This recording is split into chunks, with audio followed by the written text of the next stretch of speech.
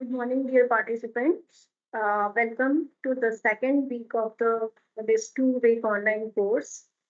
Uh, so today, in this week, the first lecture is on the remote sensing for glacier health monitoring. Though the topic is on the glacier health monitoring, but I will try to cover the whole cryospheric zones, cryospheric parameters. So let us start.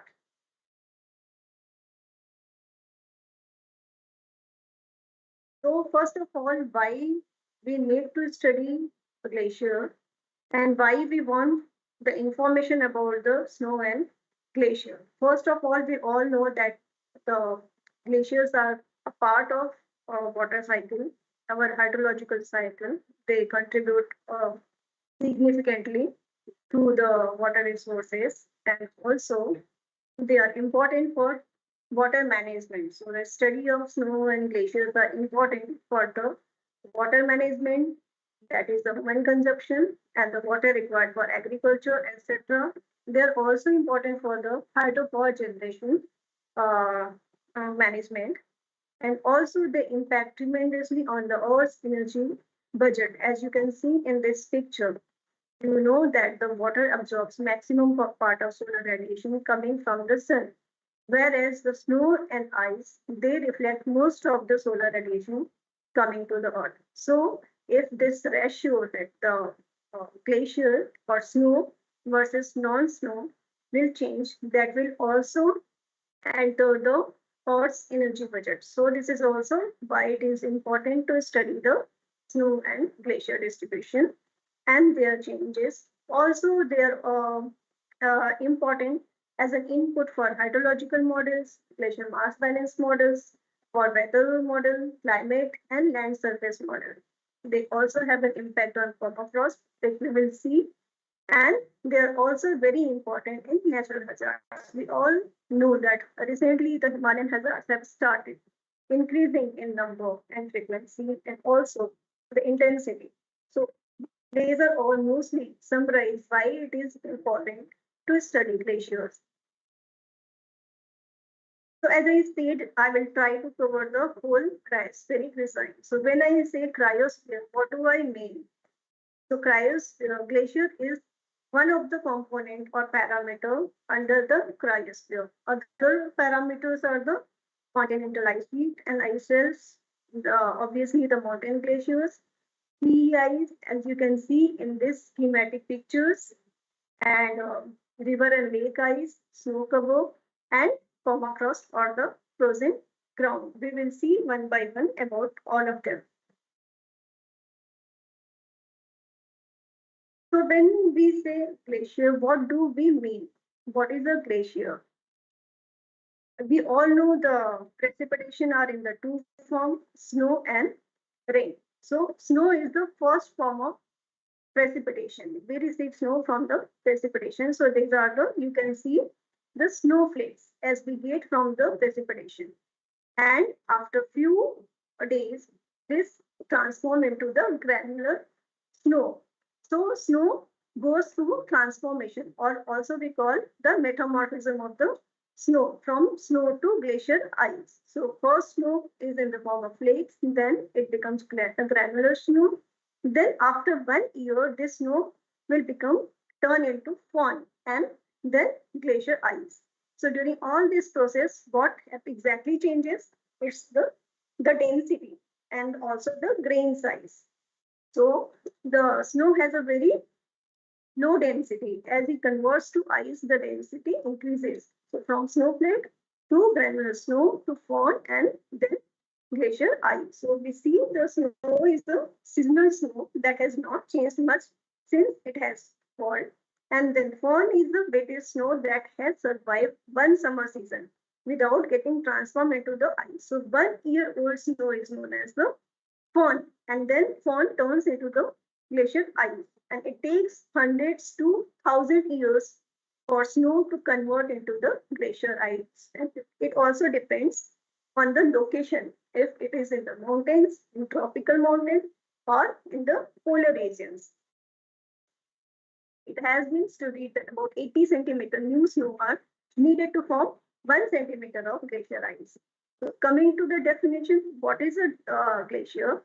So we call a glacier as a moving body of ice which has got a movement under the force or the under its own weight or the force of gravity.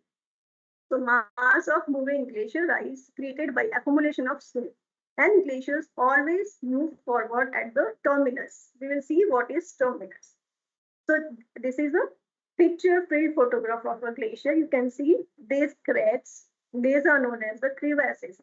These crevasses shows that the glacier has got movement. So glaciers are moving. It is shown by the or reflected by some features. So crevasses are one of them. Here also you can see in the timeline how the glaciers are moving forward. Now, where do glaciers form? First, we have seen how the glaciers form. So glacier forms when we have precipitation in the form of snow. And when this snow accumulates over the years, when the snow is not getting melted away in the summer season and it remains there for say a number of period of years, then what will happen? The snow will start accumulate and transform into the glacial ice. So over the years, when the snow is not getting melted away and it is getting accumulated, what will happen? It will become so thick that it is not being able to hold itself at that place. So it will start moving downward or following the topography. So that time we will call it the glacier. So they are found in the areas where the precipitation or as a snow and snow must accumulate. So these conditions are required what? They require that the temperature should be less than 0 degree centigrade for maximum period of time. So these are fulfilled either at higher altitude or at higher latitude. So you can see from this picture the distribution of the glaciers. Blue are the glaciers, wherever the glaciers are present. So you can see the glaciers are presented here in the blue dot you can see. So these are all the high altitude areas. These are the mountain regions. And here, these are the high latitude areas where we have Arctic and Antarctica. So these are the polar glaciers and these are the mountain glaciers. So the mountain glaciers and polar glacier have their own characteristics. The mountain glaciers definitely are found in the mountainous region. They are smaller than the ice sheets because they form in a rugged terrain and their length is greater than the width and they cover only small region and they transform V-shaped valley into the U-shaped valley and they also make the terrain more rugged. So Himalayan glaciers are the example of mountain glaciers.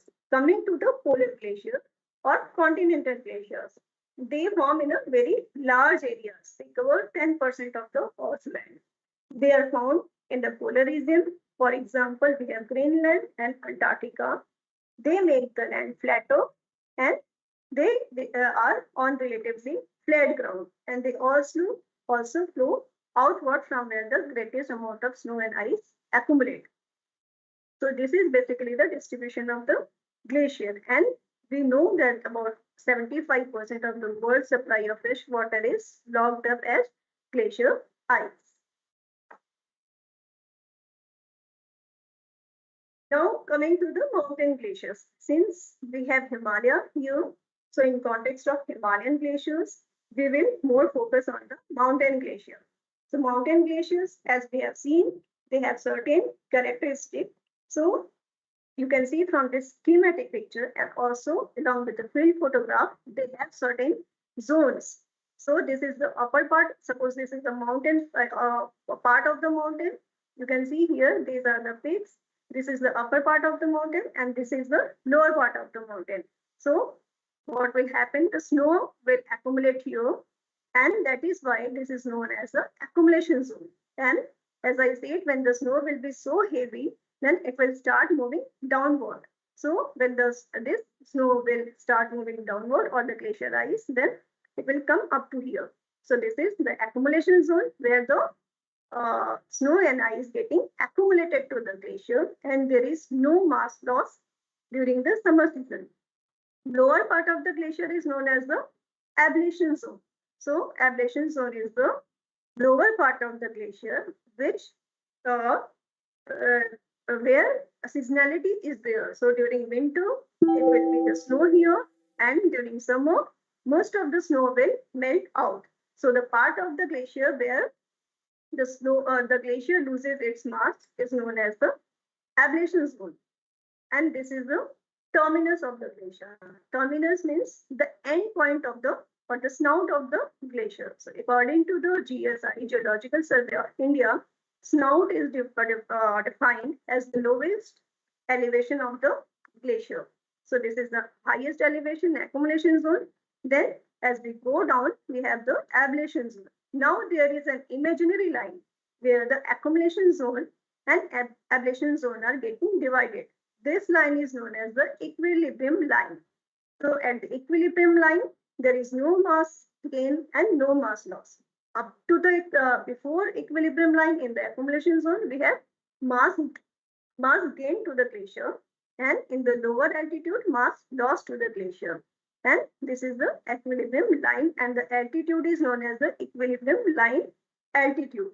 These are the field photograph of the glacier. This is the accumulation zone. You can see the accumulation zone is full of snow. As we come to the ablation zone, you can see here these are full of debris. So this is how a mountain glacier looks like in the satellite image. We will see more about them in the later slides. So here you can see this is one of the glacier in Himachal Pradesh known as Bada Shikri Glacier. This is the accumulation zone of the glacier. Here the brighter part is the accumulation zone, upper part, and this is the ablation zone of the glacier. So why I am showing you this image is because you can see there are various types of glacier. This glacier, it does not have any debris in the near the snout area, terminus area. Here you can see this is the terminus of the glacier because the water is getting discharged from this point. And here is the terminus of this glacier. So this glacier is covered with the debris. So most of the Himalayan glaciers are covered with the debris in their ablation zone. So you can see this is one of the glacier, Bada Shikri. Here also you can see these glaciers. Right part here also you can see this is one of the glaciers, and this is the accumulation zone. Here is the ablation zone, and it is full of the debris. So most of the Himalayan glacier, and this is how a debris covered ablation zone looks like. As I have shown you in the photo, it has lots of boulder on it and the rock particles also brought by the glaciers. And this is one of the glaciers again in the Himachal Pradesh. These are again another type of glacier full with debris. There is no accumulation zone. So we have only snow feeding to the glacier through avalanches. So there are avalanches during the winter, which is feeding to the glacier. Otherwise, the whole part of the glacier is covered with the debris. You can see this is known as this is nearby Salangran village near Udaipur in Himachal Pradesh. So why I have shown you this figure, because I want to connect you with other type of glacier known as the rock glacier. So you can see this flowing type of features. This is a Google Earth image from a part of Uttarakhand. So you can see these features. It is showing that this is moving downward. So this is a rock glacier known as rock glacier or features under cryosphere only. So these rock glaciers are neither fully rock, not fully glaciers, but these are the mixtures of rock which are cemented by the presence of ice. And because of the ice, they are moving also, because the ice is providing them the condition for the movement, and these glaciers move. So there are types of rock glacier. It can be active rock glacier, it can be inactive rock glacier. So these are the glaciers which have the movement. They are known as the active rock glacier. So why I wanted to show you, because as you can see, this is a clean glacier. Then we have debris covered glacier here.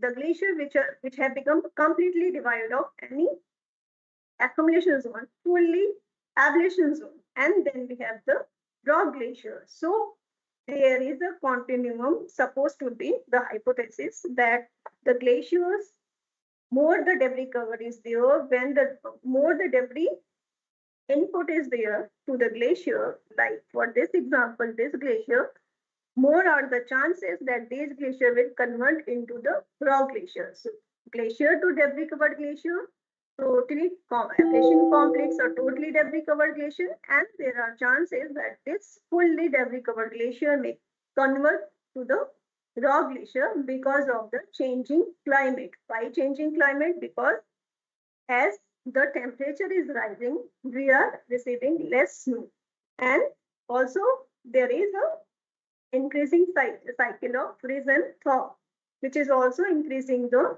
more input of the rock and boulder to the glacier than the snow. And it is again helping in the transformation of glacier to debris covered glacier, and it might again convert into the raw glacier.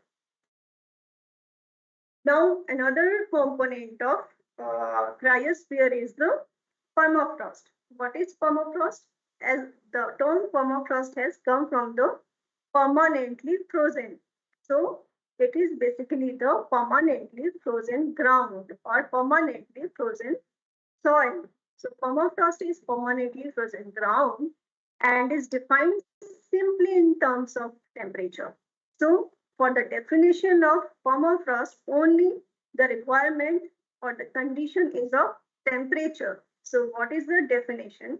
Definition is the permafrost is considered to be present if the ground remains at or below 0 degree for more than 2 years. So for a surface, if the temperature is less than 0 degree for 2 consecutive years, so that ground qualifies to be known as the permafrost ground or the frozen ground. And this permafrost is heated from below. So you can see this is a schematic picture of a permafrost ground. Upper part we call it is called the active layer. So upper part of the permafrost or the frozen ground is active layer, which might be up to 2 to 8 meters. Why we call it active layer? Because they they feel the changes in the season. So during the winter, they might be covered with snow, and during the summer there won't be any snow left here, and totally snow melt. But below the active layer, we have the permafrost area. You can see here the upper part of the permafrost. Here there is a cool the permafrost table. Upper part is the permafrost table, and lower part up to where the frozen ground is there, we call it as the permafrost base. So here this is the schematic picture of the permafrost layer. And why it is important to study permafrost? It can be for various reasons. One of the reason is that the melting of permafrost as the temperature is rising, the permafrost is also melting, and the melting of permafrost is doing what? It is releasing the greenhouse gases. There are release of methane and carbon dioxide when there is a thawing of permafrost or the frozen ground. So they are basically adding the greenhouse gases to the atmosphere, which are again warming the atmosphere and again increasing the temperature. So it is basically a feedback type of loop. Other important factor for studying permafrost is the destabilization of the slopes. As the permafrost is thawing, because the thawing of permafrost, the soil is also losing its stability or the cohesion. And because of this losing of cohesion, there is a chances or potential for the slope failure or the destabilization. So they are also causing the destabilization of the slopes. So this is why it is important to study the permafrost. Now let us see what is the current situation of the global temperature. As we know, temperature and precipitation both are interrelated and they affect each other. So we'll see how the temperature is changing throughout the world. This is the temperature anomaly from the mean. So you can see the trend in the temperature anomaly. So here you can see the trend is rising. There is a sharp rising of the temperature. It's up to 2025. So this we all know that the global is warming and the global average surface temperature is increasing. Let us come to the Himalaya. This is a study done by IITM, team of IITM. They have shown that the temperature rise of Himalaya or any mountain is more than the global average. So whatever rate of rise of temperature is there for the whole earth, the rise of temperature of a mountain is more than that. So this is a very alarming statement. Further coming to the altitude-wise distribution of rate of rise of temperature, you can see here these are the altitude ranges. So we can see the rate of rise of temperature is more at the higher altitude. So as we are going higher, the rate of rise of temperature is increasing. This is known as the elevation dependent warming. That means as we are gaining the elevation, warming is increasing. And this is again a Modi's observed surface temperature of Uttarakhand from 2002 to 2018. You can again see the trend is showing a rising of temperature. So this whole shows what is the situation of the global temperature. So what will happen if the temperature at higher altitude is more? As per this graph, what will happen? The precipitation we are receiving at higher altitude will be more in the form of rain than in the form of snow. So again, what will happen? There will be loss in the glacier. So what is the future? We have seen the condition of temperature. Now what will be the future? As per the model study done for the Hindu Kush Himalaya region in 2019, it shows that the if we are slashing down the carbon emission, so we will have a 2.1 degree rise in temperature in the mountains against to the 1.5 degree global average. So there will be higher warming in the mountain region, basically in the Hindu Kush Himalayan region. So what will happen? By the year 2100, a third of ice will be lost in this scenario. Second scenario is if the carbon emission is less, then also there will be a 2.7 degree centigrade rise in the mountain region against the 2 degree rise of global average, and we will lose half of the ice by the year 2100. And the more disturbing scenario is when the carbon emissions are not cut out, there will be 4 to 5 degree centigrade rise in the global average temperature, and there will be 5 to 6 degree rise in the Hindu Kush Himalayan region, the temperature, and we will lose 2/3 of ice by the year 2100. So this is summarize the projection of the future, what will happen to the glacier and ice in the mountain region, basically in the Hindu Kush, Karakoram, Himalaya. Let us see how the glacier is related with the climate, how it is responding to the climate, and why it is again why it is glacier and climate. So you can see from this schematic picture provided by Wilfred Heberly, as we have discussed, the upper part of the glacier is accumulation zone and this is the abrasion zone. So what will happen when the climate will change? As we know, the precipitation will be more in the form of rain than in the form of snow. So it will affect the energy and mass balance, and energy and mass balance will further affect the thickness of the ice and glacier, and accordingly the glacier will advance or retreat. So mass balance of the glacier, we will see what is mass balance, is the direct and undelayed response of the climate, and in response to the mass balance, the glacier will either advance this terminus, either it will increase or it will decrease. So this is the advance or the retreat of the glacier. So when the climate will change, it will affect the glacier health. So glacier health, either it will be good or it will be bad. When it will be good, the glacier will advance. When it will not be good, the glacier will retreat. So it will affect the melting of the glacier and the glacier size, glacier mass balance, glacier dynamics. Dynamics means how the glacier is moving, the thickness, ice thickness, flow, etc. And glacier related hazards and also the microclimate and the microenvironment nearby the glaciers. So these all will get affected. So this is basically a schematic picture of cryospheric studies, mountain cryospheric study using the remote sensing. So what are all the cryospheric components which we can study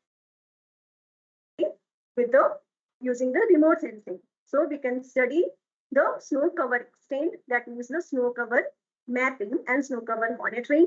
Further, the time series also, how the snow cover is changing. We can study the glacier mass balance and reconstruction, what was the mass balance in the past and what is now. Again, we can see the glacier front extraction, if the glacier is retreating or the glacier is advancing. Also, the glacier lake evolution, if the glacier lake has formed or if it is expanding or it is shrinking. Also, we can study the snow water equivalent, snow depth estimation, and what is the type of snow, if it is dry snow or if it is wet snow. These are all parameters we can study using remote sensing, and also the raw glacier detection. We can use remote sensing data for studying the raw glacier and also the permafrost. This I have kept it to show you from where we can get the high resolution, medium to not high, medium to average resolution satellite data from ISRO site. So this is the Bhunidhi site by NRSC, and we are now providing freely data of special resolution more than 5 meters. So the list 3 data, list 4 data, AWS data, most of the data is now freely available through this portal, Bhunidhi portal. So we can access, we can give our choice here, we can search and we can freely download data from this portal. Now let us see the how we can use remote sensing data for the cryospheric study. This is a satellite image of a glacier known as Samudra Tapu Glacier. It is in the Chandra Basin in Himachal Pradesh. You can see here, this is one glacier. So this brighter part is the accumulation zone, as we have discussed, and these are the 2 tributary. This is the third, and it is coming here, and it is the abrasion part of the glacier, and here is the glacier lake. So upper part of the glacier, lower part of the glacier. Now let us see how we can divide and how we'll know what is the upper part or the accumulation zone and the abrasion zone of the glacier. This you can see, this is a spectral reflectance graph of the Landsat data. So you can see here, this is the wavelength versus the reflectance plot. So this is here the wavelength and this is the reflectance. Here we can see this is for the fresh snow. This is the fresh snow. So for fresh snow, the reflectance of the glacier is almost 100%. You can see here, it goes up to here. In the visible part, as we go up to the NIR and swire part, it starts little decreasing. And in the swire part, little absorption is there. So the snow, it mostly reflects back. So that is why we get a very high reflectance. You can see here very high reflectance in the accumulation zone. And we have discussed what is fawn. 1 year old snow is the fawn. So as the snow converts into fawn, the reflectance decreases. And from 100% to 80%, it becomes totally to or almost less than the 70%. So it looks a little dull in the satellite image. Here you can see this is the fawn part of the glacier. Then again, it converts into the glacier ice, and also the reflectance further decreases. So you can see this is the glacier ice, the dark blue part of the here glacier is the glacier ice. Then we have the dirty glacier ice. Dirty glacier ice means the debris covered glacier ice. Here you can see this is the debris covered glacier ice, and it looks very dull in the satellite image because the reflectance decreases. So based on the reflectance characteristic of various part of the glacier, we can identify them, and also we can delineate them on the satellite image. So this is the fresh part of the glacier or the accumulation zone with very bright reflectance.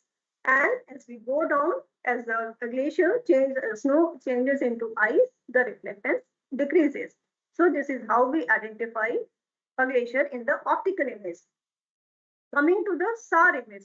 SAR image is a little difficult because it is not ready to use image, but we have to do a little pre-processing to make it useful. So you can see, as we have seen, it is optical image. It is almost ready to use for any interpretation and analysis. But here, this part of the glacier, you can see here in the SAR image. So it is very difficult to identify where is the glacier and where is the barren areas. So to make it usable, we have to do lot of pre-processing. But after the pre-processing, the SAR image is very useful. Sometimes it is even more useful than the optical images because it can provide a very micro information about the glaciers with a very high accuracy. So we use SAR data to study melting of the snow water equivalent, glacier topography and volume change, dynamics and mass balance, glacier velocity, and sea ice changes.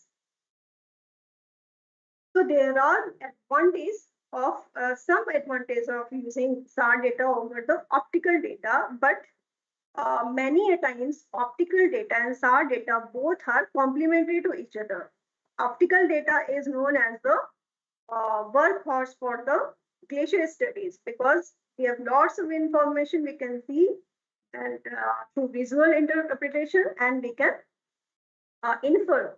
And SAR data also has a very lot of advantage because they can provide information throughout the year.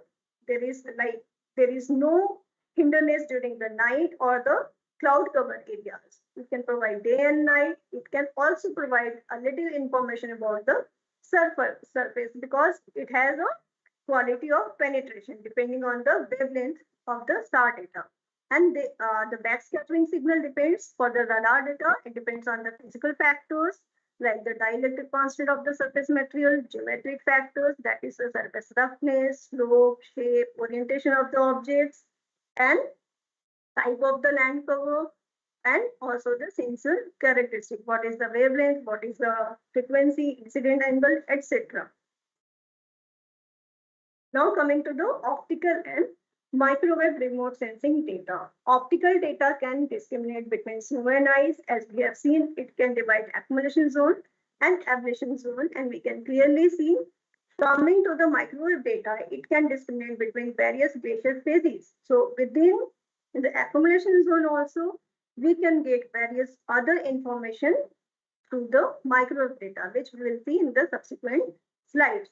The optical data has a limited period availability. Why? Because they are not able to penetrate the cloud. So wherever we have studied summer season coinciding with the monsoon, it is very difficult to get the cloud-free data and show the information about the glacier. But the microwave data is always the availability. It has it can be provided. It can provide information both in the cloud, in the rain, and also at the night. So no data and information during the winter, but it can provide information during the winter also and in the cloud also. So it can provide topographic information, but in the microwave data, precise topographic information can be derived. With the optical data, velocity can be derived, but the microwave can be used for the very precise measurement of the glacier velocity. Again, microwave signal can penetrate. Optical data cannot penetrate in the snow or any cryospheric surface, but there is a little penetration of the microwave signal to a certain depth.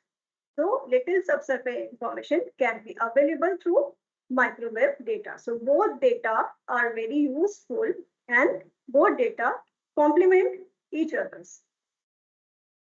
So this is an example how optical data can be used as a glacier mapping and the again glacier monitoring, since it is a ready to use images optical data. So you can see these are the how a glacier can be mapped. So the glacier can be mapped by visual interpretation, also manual delineation, or you can also use the semi-automatic or the automatic method. But it has been found that since most of the Himalayan glaciers are debris covered, as you can see, this is the Gangotri glacier, this is the accumulation zone and ablation zone. You can see here is these are the debris covered part of the glacier. This is debris, this is debris, here is the debris here. This is the Satopant and Bhagirath Khadak glacier in the Alaknanda Valley. These are most of the glacier is covered with the debris.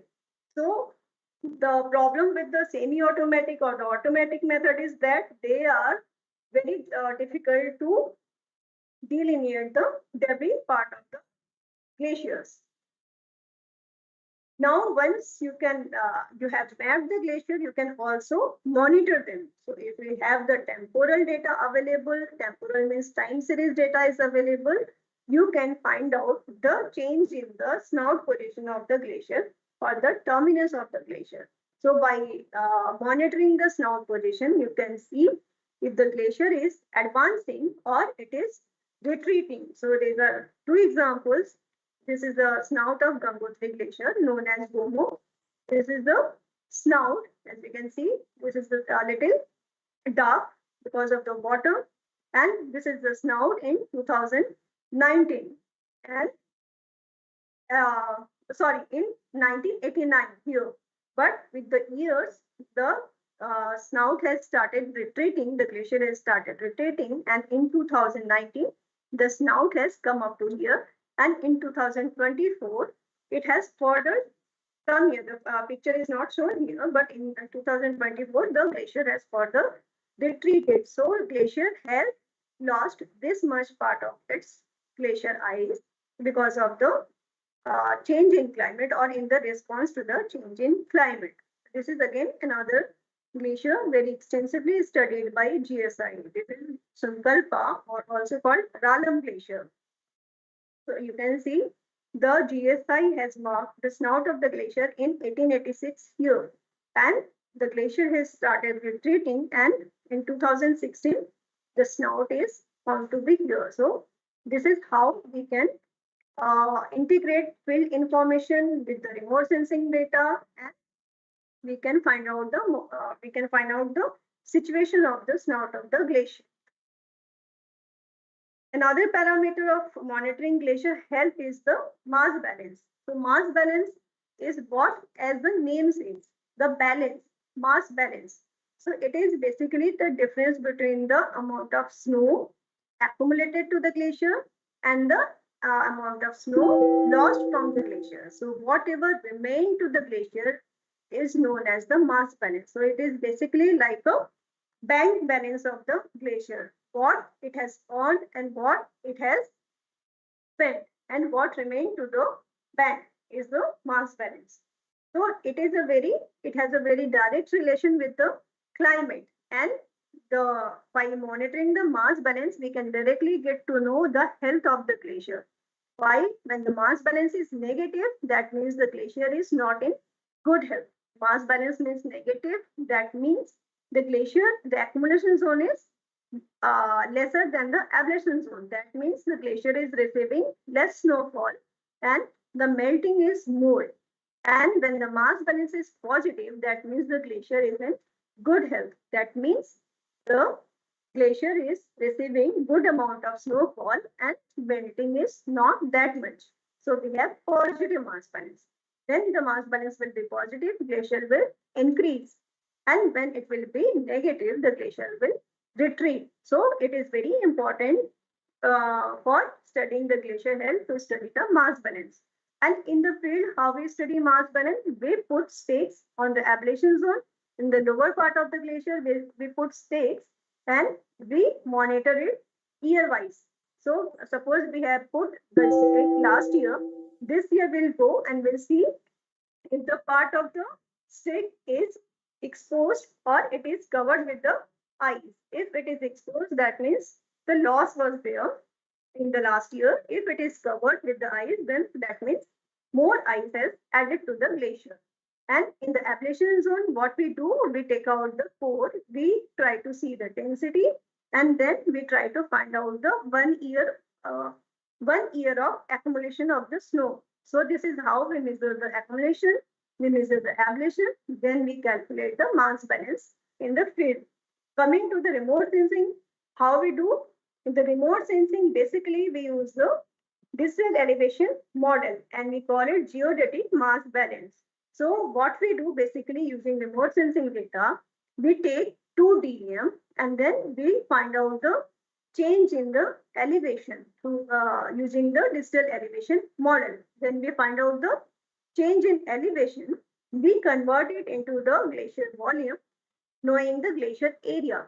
So elevation difference is we take the dm of 1 year and a different year, we differentiate them, we correct them, and there are many corrections involved in this method. After the correction, we find out the glacier elevation difference, and using the area, we convert into the glacier volume. And if we know the glacier density, we can again convert the volume into the glacier mass change. So for this, we will require digital elevation model. This digital elevation model can be from the interferometric DM or it can be from the stereo pair. Stereo pair basically from the optical data, and this interferometric DM can be from the star generated data. I hope you have taken the class of Dr. R.S. Chatterjee. He is expert in the star data, and I hope he might have discussed about the DM generation using the star data. So once we have the DM from different sources of 2 different time periods, we can find out the thickness range. For example, the digital elevation model of suppose year 2000, the thickness was up to like this, and in 2010, the thickness is like this. We will find the thickness range and then we can convert the geodetic mass balance. This is an example of thickness change of a glacier using 2 similar data. One data is SRTMDM, which is again freely available SAR data. It is for the year 2000, and other is the tandem data. Tandem data is of again 2 identical data, X-band data, TerraSAR data, and TandemX data, and they both were used to generate digital elevation model. So using the SRTM data of 2000 and tandem data 2013, we have tried to find out the change in the elevation of a glacier. So you can see the change in the elevation. Here is this is basically a surging glacier. So it is showing a change in thickness in this part of the more change here than in here.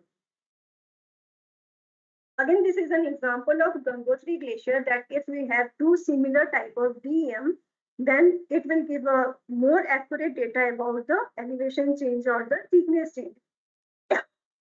This is Gangotri Glacier. Basically, in this study, we have tried to use the DM of 2011 and DM of 2013, both tandem DM, and we have tried to do the difference in it, and we have tried to find out the change in the thickness of the Gangotri Glacier from snow to the accumulation zone. So it has shown that on average, on the Gangotri group of glacier is thinning. So in this duration, the glacier has thinned. Now coming to the use of SAR data for glacier mapping. So in SAR data, as we know, the accumulation zone, ablation zone, in optical region, in SAR region, we call it, instead of accumulation, ablation, we call it radar glacier zone. Why radar glacier zone? Because the radar can identify more areas, or we call it phases, in the accumulation zone itself. So you can see a glacier here. This part is the accumulation zone, and here is the ablation zone. So within the accumulation zone also, radar can identify dry snow zone, percolation zone, wet snow zone, and this superimposed ice, and then the ablation zone. So depending on the backscatter properties, because different part of the glacier has different backscatter properties. So depending, for example, dry snow has a different backscatter, frozen percolation zone has a different backscatter, because backscatter again, the backscatter from the SAR data again depends on the surface features, surface ruggedness, surface moisture content, and other characteristics, since they are so influenced by micro properties that they can be used to identify, or they can be used to understand and infer the various microgeneration of the ablation zone. So based on the backscatter, we can further divide accumulation zone between base zones. And how we do it? For this, we need the temporal data. So in temporal SAR data, we take the different seasons data. Suppose early summer data, because the melting has just started, so there will be different backscattering in this time. Then late summer, when the melting has already occurred, then the backscatter will be different.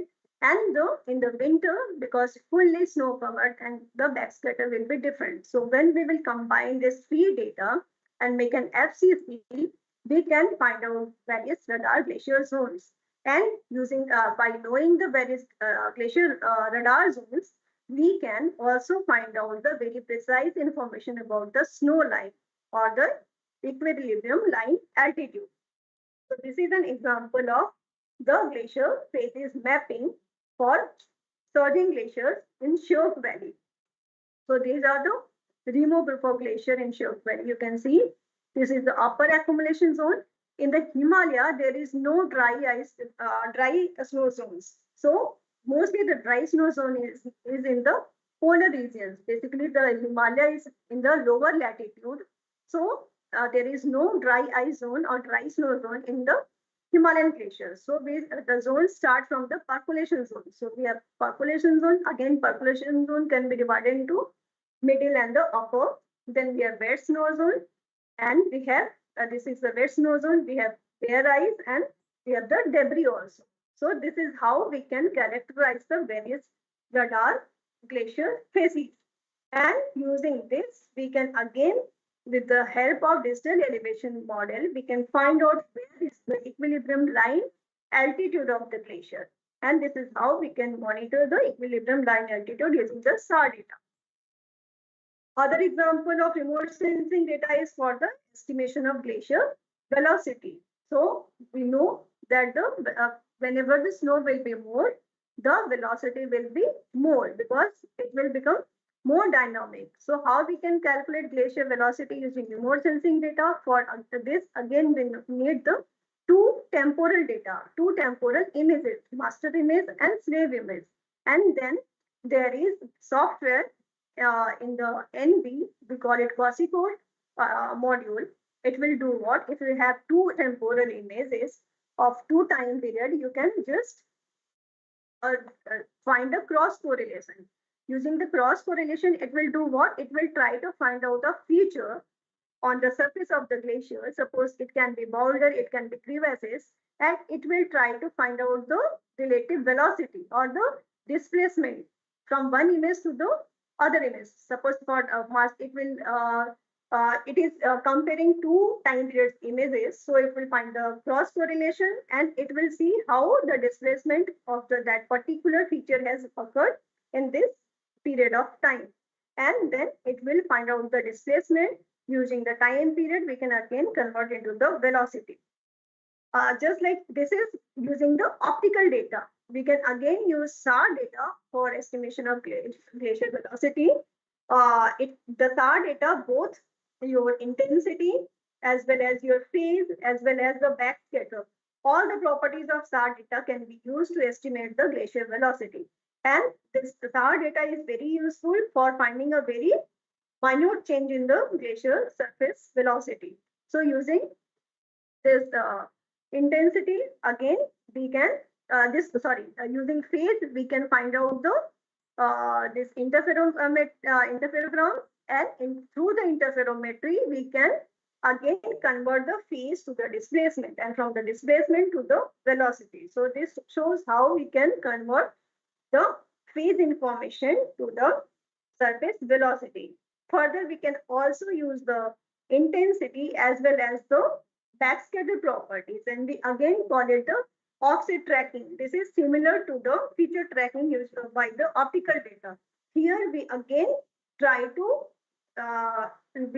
monitor, or we try to see the change in the coherence in the feature. So using this offset tracking method, using both backscatter and the intensity, we can find out the glacier surface velocity.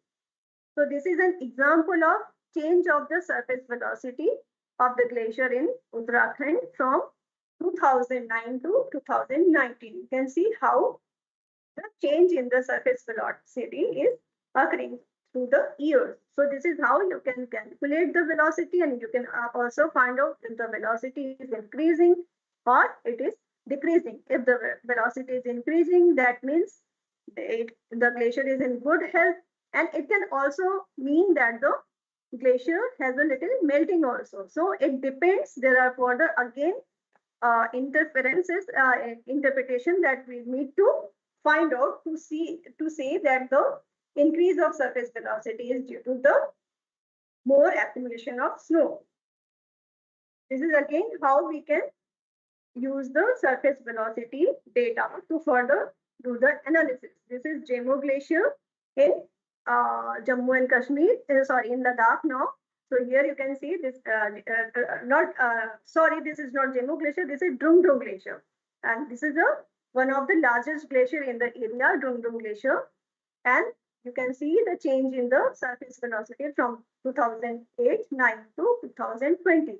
And this is again showing the change in the velocity from snout to the equilibrium line altitude. So this is again showing the characteristic of surface velocity over the glacier. So near the snout, we have the surface velocity is low, but as we go up, the surface velocity increases.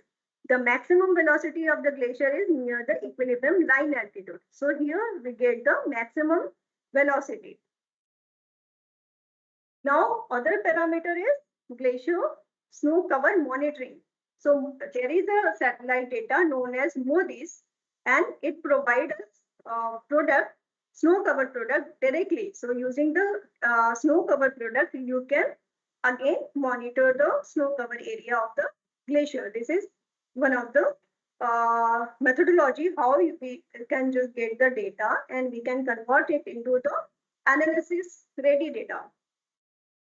So this is one example of the snow cover monitoring of Uttarakhand. You can see the snow cover in January and snow cover in August minimum and snow cover in December. From January to December monthly we can get to know the snow cover area.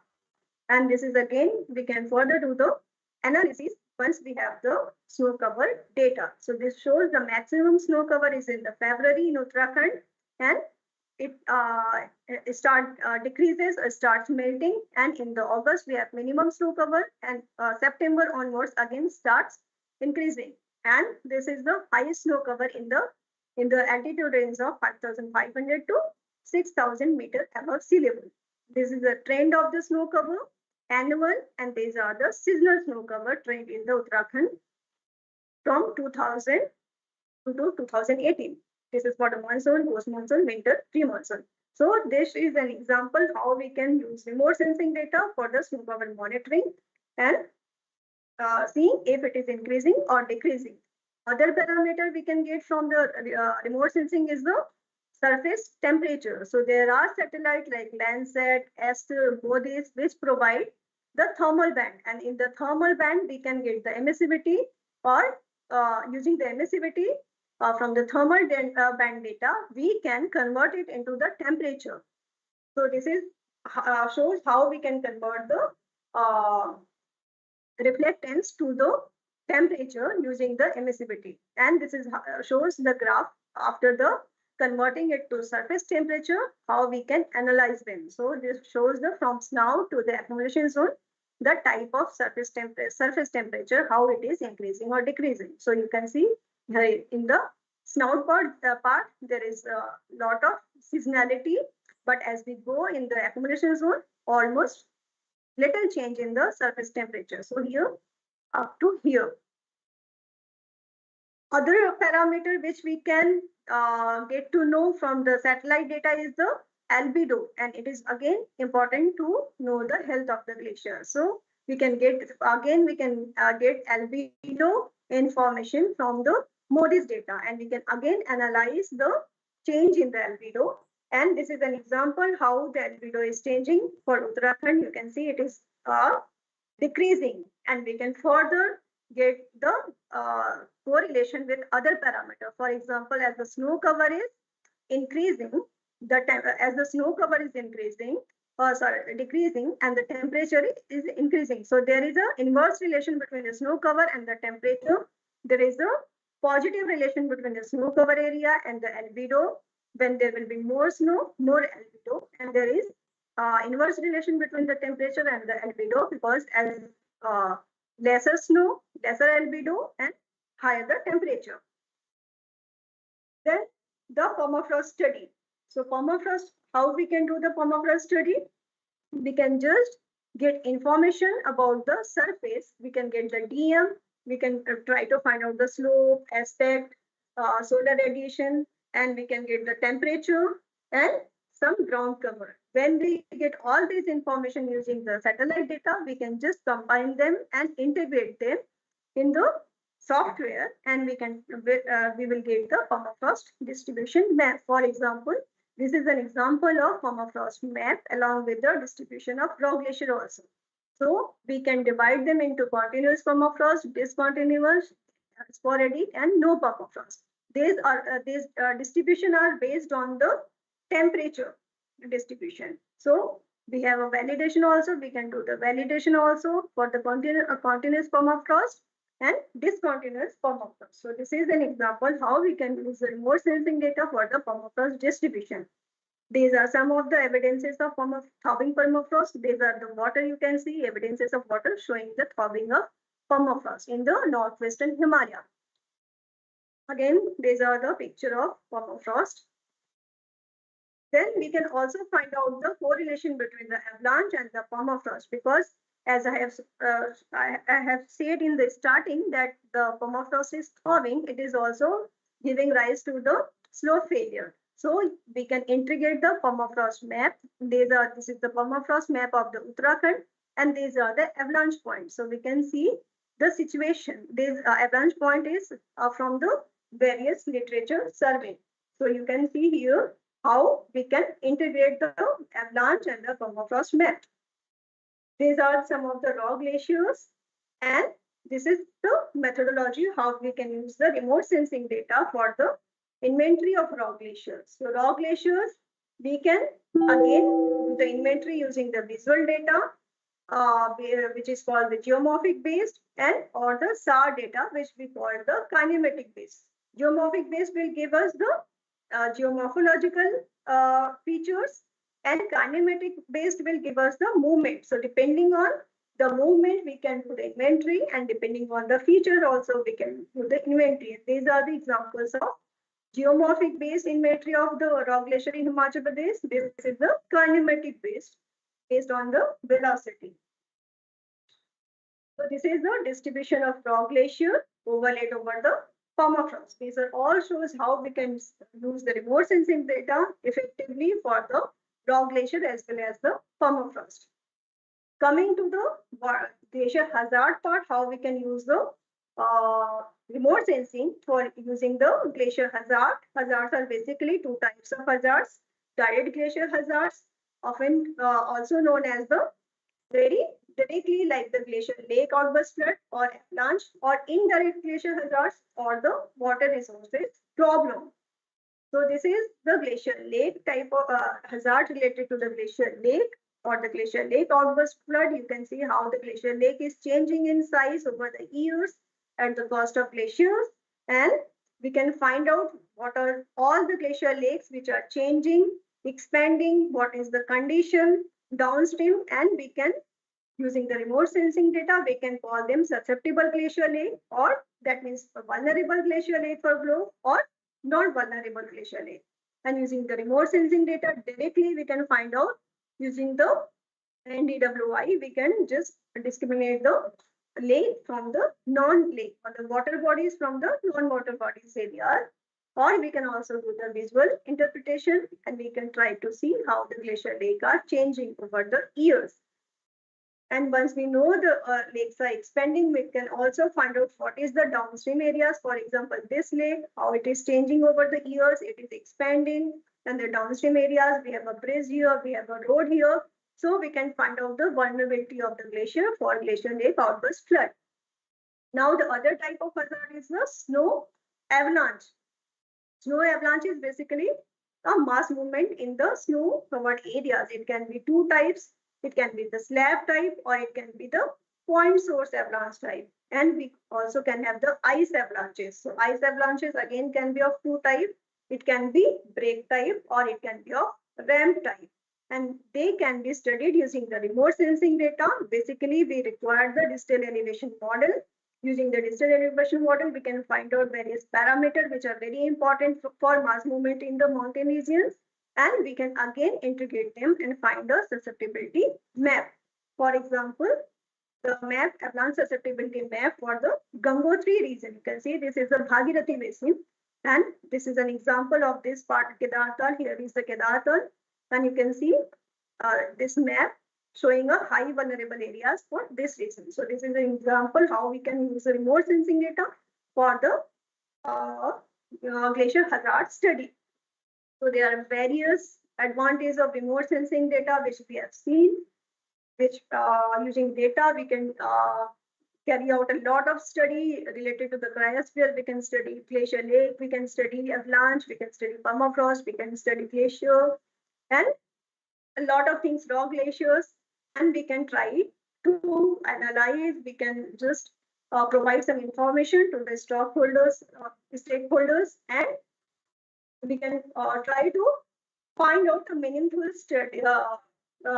data from the remote sensing using the remote sensing technique. So this is all. Thank you so much. If you have any questions, please ask me.